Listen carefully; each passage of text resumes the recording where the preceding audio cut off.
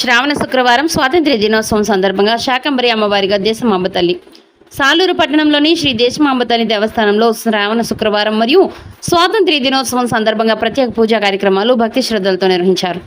ఈ సందర్భంగా దేశమాంబ తల్లిని శాకంబరి అమ్మవారి రూపంలో వివిధ రకాల కూరగాయలు, ఆకుకూరలు, పండ్లు, పుష్పాలతో సుందరంగా అలంకరించారు. శాకంబరి అమ్మవారి అలంకారంలో కొలువుదీరిన దేశమాంబ తల్లిని దర్శించుకునేందుకు భక్తులు పెద్ద సంఖ్యలో ఆలయానికి తరలివచ్చారు.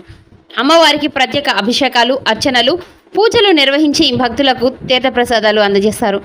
అదేవిధంగా 80వ స్వాతంత్ర్య దినోత్సవాన్ని పురస్కరించుకుని ఆలయ ప్రాంగణంలో జాతీయ పతాకాన్ని ఆవిష్కరించి దేశభక్తిని చాటారు.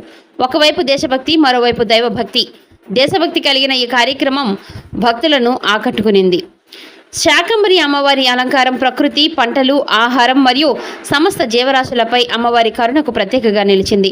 దేశమాంబ తల్లి సన్నిధిలో స్వాతంత్ర్య దినోత్సవ వేడుకలు నిర్వహించడం ద్వారా దైవభక్తి, దేశభక్తి రెండూ మన జీవనంలో భాగమే అనే సందేశాన్ని చాటారు.